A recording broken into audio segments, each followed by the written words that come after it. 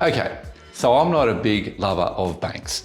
There's a lot of reasons not to be. For starters, they've sat back under implied protection from failure from the federal government since the global financial crisis in 2008 because they were deemed too big to fail. Imagine having the people of Australia collectively insure your big business from failure. You'd feel compelled to give back, right?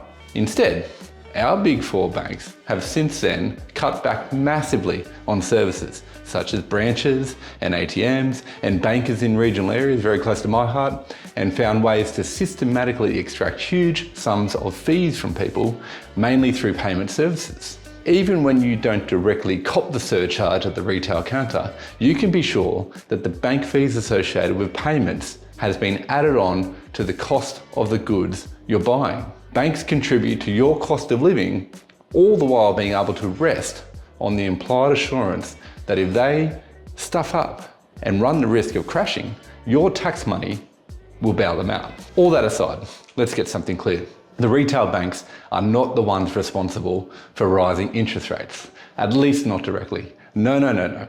The outfit that is actually making your life harder is the Reserve Bank of Australia, the RBA, owned by our federal government. But who is this RBA and why are they doing this to me?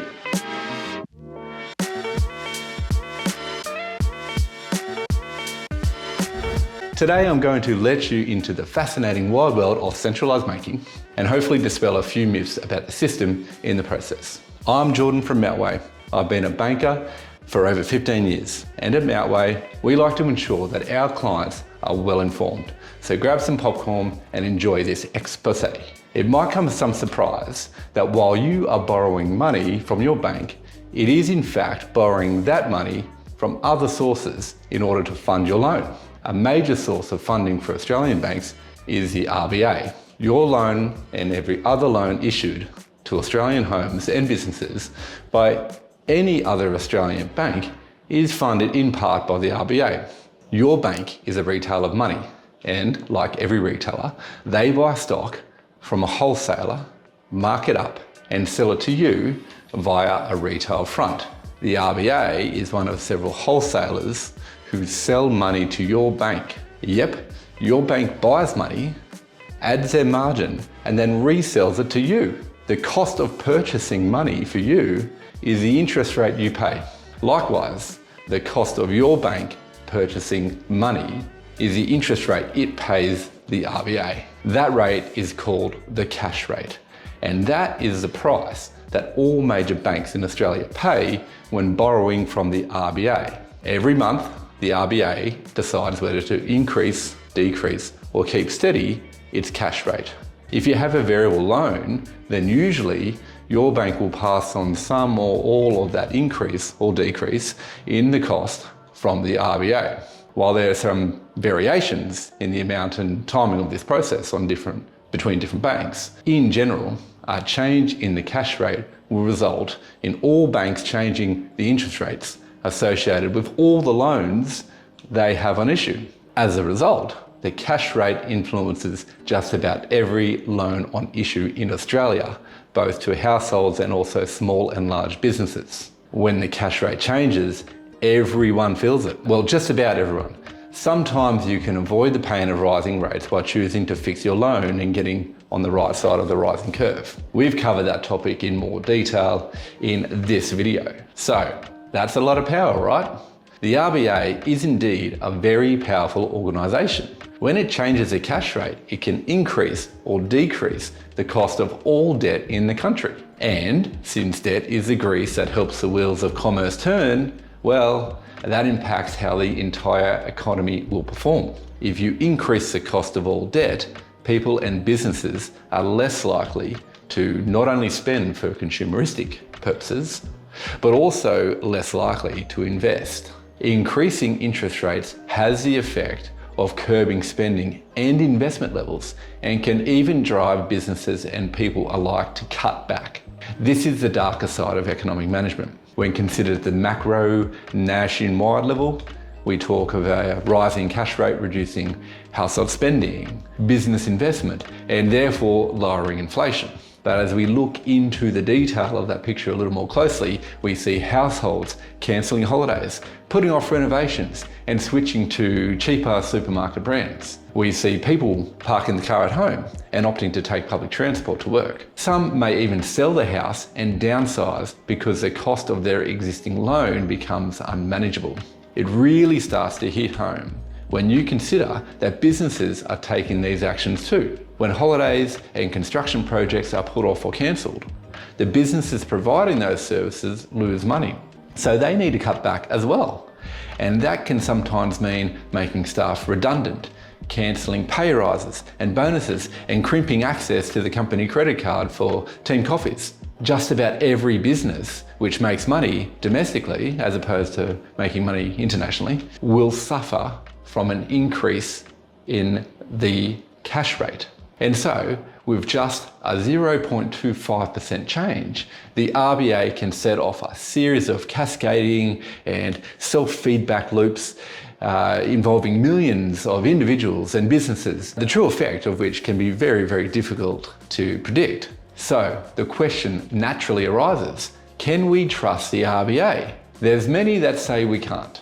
I'm a little more optimistic. Democracy and its institutions have developed over hundreds of years, and a key principle built into the design of good democratic systems also applies to the RBA, that is, checks and balances. Checks and balances limit the potential for corruption. They limit the influence of any one person in decision making, and also brings in accountability for poor decision making, probably most importantly. Which is to say, checks and balances are built in to address nefarious things like the concentration of power and corruption, and also to protect us from something as simple as incompetence. Countries like Australia, which has two legislative bodies, the lower house and the Senate, and where the Reserve Bank is implemented by an act of Parliament involving those two houses, usually have competent, transparent and independent reserve banks, answerable to the government, which is itself answerable to the people at an election. So the government is checked by the people. The two houses of Parliament are an internal check within the government, and the implementation of the Reserve Bank through an Act of Parliament is a check on the RBA, as our government can change the laws which govern that institution.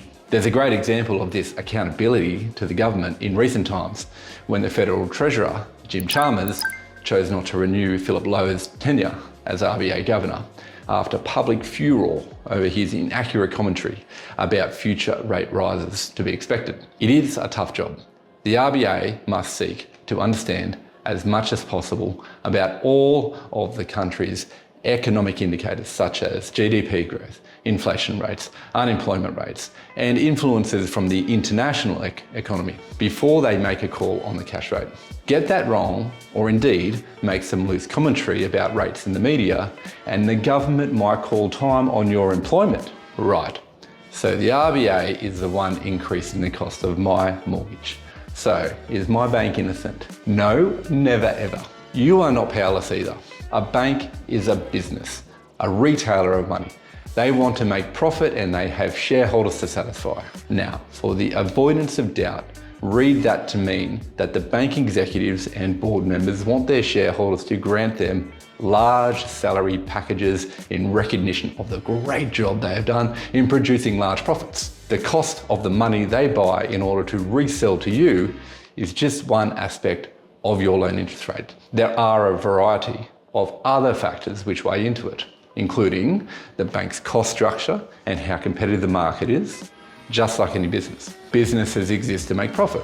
I run a business and I want to make profit because that profit is what pays my bills and dresses and feeds my kids and allows me to go on the occasional holiday. I am not anti-profit. I love it.